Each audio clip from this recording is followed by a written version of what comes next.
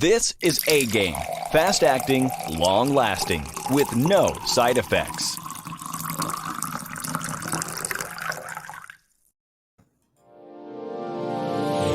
Hey, all my Crimsonites, and welcome to the Crimson Cure channel, where we embrace our femininity, increase our womanly values, and celebrate our brothers. So join me on our feminine journey to learn, heal, and grow.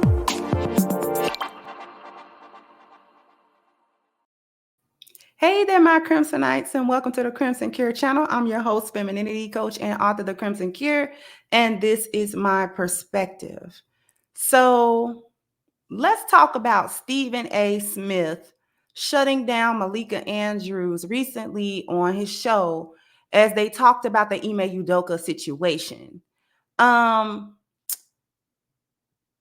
actually really glad to see that these types of things are happening more and more often in a public forum, where these women who have long held and become accustomed to being able to talk to men or shut down masculinity or shut down men in any type of situation and not be called on it, not be called out.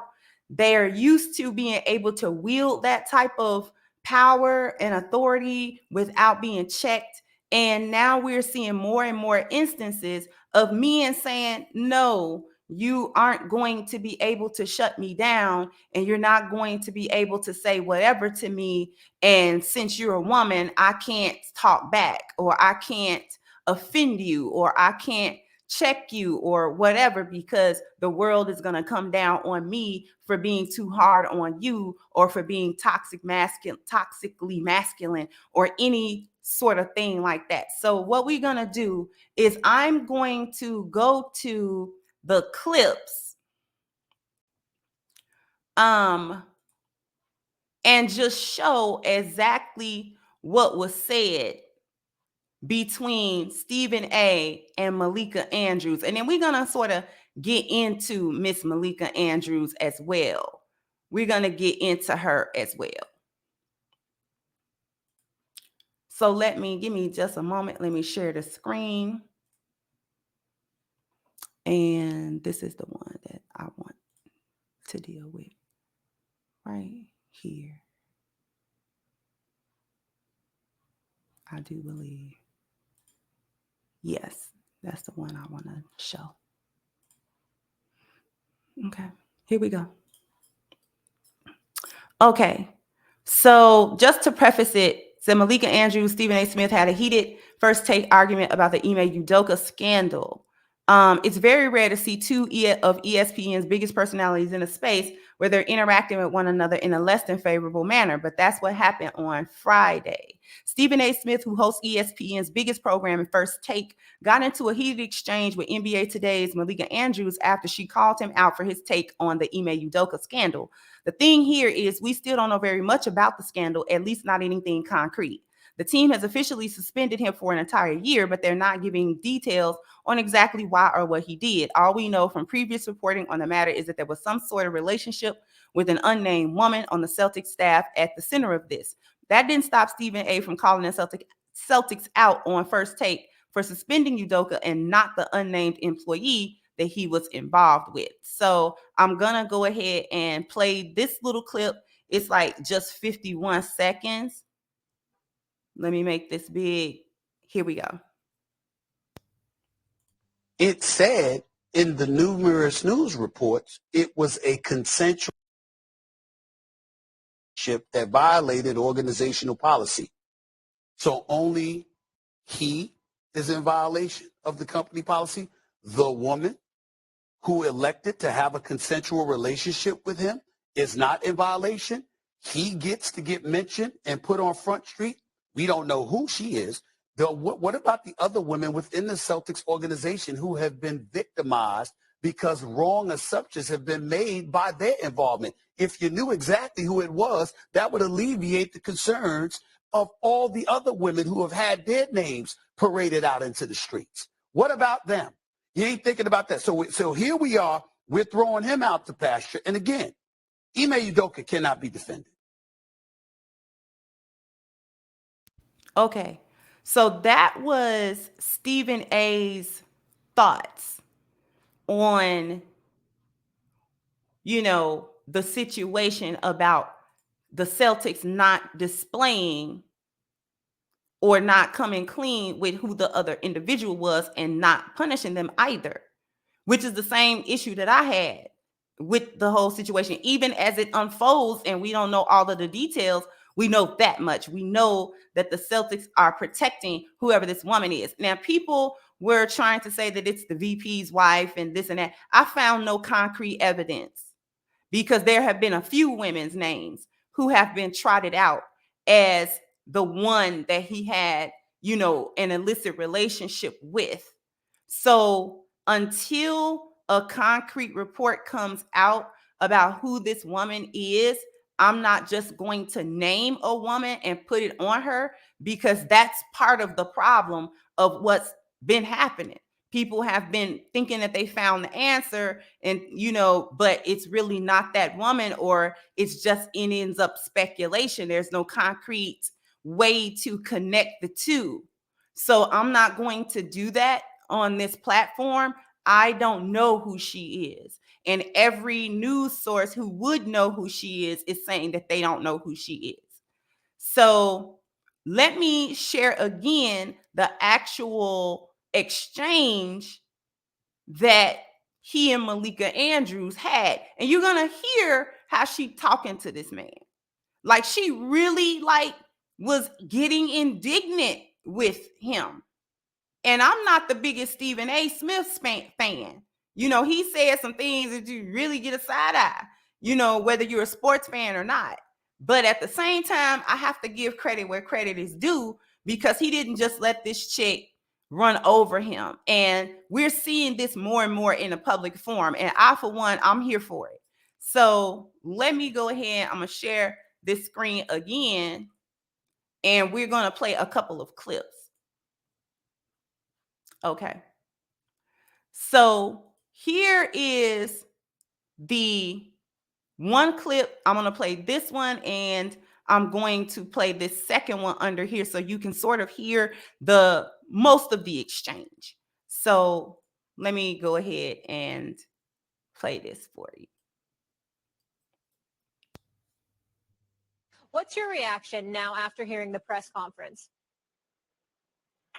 Well, Molly, thank you. If I could first start with this. Stephen A., with all due respect, this is not about pointing the finger. Stop. What became apparent to me in this press conference is that we do not have all of the information here. And it was frustrating to me that the Celtics declined to elaborate or to give more specifics about what exactly the rule breaking was that led us to this point. So that, I just wanted to get that out of the way first. But to answer your question, Molly, I think what stood out to me, I think what stood out to me. What's your reaction now after hearing the press conference?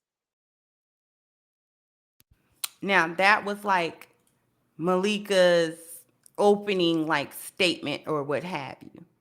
So we're going to play this next one. And I know these are, I'm playing more than a couple, but I need you to get the full sort of scope to where we're going. So here it is. Else should have been suspended or not. We are not here, Stephen A., to further blame women. That is not why we are here. First of all, let me be very clear. I don't appreciate where you're going with that. I'm not blaming anybody but Ime Udoka. He deserves, the fact of the matter is, I've said he deserved to be fired if they were going to fire him. If you're not going to fire him, then don't fire him. My issue is all of this being publicized. The point that I'm trying to make is just like you're not mentioning. Excuse me. I listened to you. You're the one telling me to stop on my show. It ain't happening. Okay, that's number one. Number two, I've already said he deserves to be fired, or he deserves to be there and handle it internally and privately.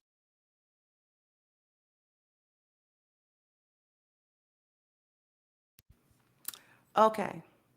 So that should be enough to sort of paint the picture of what I want to say about this situation. First of all,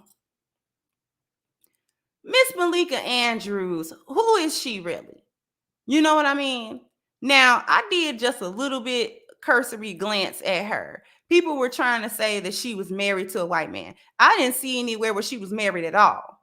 Malika Andrews is 27. She's a mixed chick, thinks she cute. Her career has been super lackluster. Okay? Let me just read a little bit of, I'm just gonna read just a tad bit of information here. This is her wiki page, okay? She was born in Oakland to Mike, which is her dad, which is a black man, and Karen, which is, she appears to be a white lady, her mom. She grew up as a fan of the Golden State Warriors. During 8th grade, she began the year at Head Roy School and later attended a year-round therapeutic boarding school in Utah. Okay, Andrews is of J descent through her mother and had a bat mitzvah in 2008. So, she really thinks she in. I don't think this chick thinks she black, but whatever. Andrews worked at her maternal grandfather's civil rights law firm for a year before studying for a communications degree at the University of Portland and graduating in 2017. While at the University of Portland, she was a sports writer, a sports editor, editor-in-chief of The Beacon, which was the school newspaper. While at school, she reported on a player who suffered a brain bleed after crashing into a wall. Following her story in the paper, the school put up padding to prevent further injuries. Let's go down to career. Says she introduced herself at an NBA Summer League game in 2017 to ESPN's Adrian Wojnarowski, who has read her work at The Beacon. She had an internship at the Denver Post before working as a James Reston reporting fellow in the sports department at the New York Times. Andrews also worked for 1 year as a reporter for the Chicago Tribune before joining ESPN as a reporter covering the Bulls and the Milwaukee Bucks, later moving to New York to cover the Knicks and the Nets. After the Bucks lost to the Raptors in 2019 Eastern Conference Finals, Giannis, and I can't say his last name, I cannot pronounce it, I'm sorry, walked out of the press conference because he was upset about an article that Andrews wrote saying he might leave Milwaukee if the Bucks did not make improvements to win a title before he became a free agent. In 2020, she was one of the first reporters to enter ESPN Wide World of Sports complex for the completion of the 2019-2020 NBA season in the bubble. Andrews led the 2020 NBA draft telecast with virtual interviews of top draftees. She was cited for her garden party chic wardrobe on the court by New York Post, which noted that her trademark look is flowing floral feminine frocks. So she's getting, accolades on her clothes and stuff like this. So what I'm pointing out here, as I stop sharing, what I'm pointing out here is, who is this chick? She been in the game 5 minutes. Okay. Apparently she was Rachel Nichols' replacement for being on the NBA sidelines and reporting from the sidelines. Okay. This chick is just there to add a feminist slant to everything and to challenge men in a male-dominated space that women really should leave alone. Even if you are a fan, like, leave that to the men. Leave the sports and all of that and the sports casting and all. Like, leave that to the guys. Let the men do that. Her degrees, they were useless. Career, kind of hodgepodge. It's relatively new, because if she introduced herself into the limelight in 2017, this is all very new. Okay. So she doesn't have any seniority, yet she felt in authority and within her rights to talk to Stephen A. Smith, who has seniority in this field of work. Not only does he have seniority in this field of work over her, he's her elder. He's her elder. Stephen A. Smith old enough to be her daddy. Okay? And she talking to him, Stephen A., stop. Like, who you talking to? Who you really think you talking to, though? All in public on a public platform trying to check somebody, trying to check a man, and you still got Similac behind your ears. You ain't really had no life experience. You ain't really had no true long-term experience in this field of work where, you don't really earn your stripes and really paid your dues and things of that nature, where you can kind of, say, hey, I put in my work, so I have a right to sit at this table and speak. Girl, if you don't knock that off, trying to checkmate me and all in public on his platform. And that's why he sternly but professionally checked her. And I'm glad that he did that. The point and the reason why I'm even talking about this is to point out that this is men, the way that I see it. My perspective is this, is that men are slowly coming around in these public forums to say, hey, you as these women, y'all are not going to be able to shut us down and as you see fit.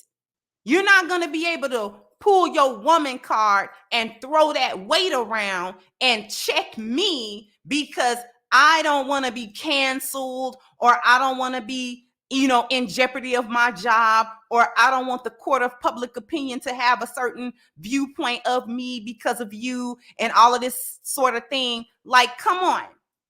We're not doing that anymore. We're going to assert ourselves, and we are going to not allow you to continue the culture of marginalizing masculine voices and masculine thought. And I really credit the ongoing nature of the manosphere for that, especially since it hit mainstream. And men are thinking like, you know what? Them men right. Why we gotta be shutting up? We ain't even doing nothing wrong. So I'm very excited to see this turnaround, because this is exactly what we need. So with that being said, I'd like to draw everyone's attention to the Black Lives Matter petition that we have against them. I want to report that we are only a few signatures away from the 7,500 signatures that I'm looking for, so that we can cross that boundary and get to the next milestone of signatures. So if you want to be part of holding Black Lives Matter accountable, please click the link in the description box, sign, share, and contribute to the petition. And also jump down in the comment section and let me know what you think. Like, share, subscribe to the channel if you have not. Once again, I'm your host, The Crimson Cure, and this is my perspective. Bye-bye, Crimsonites.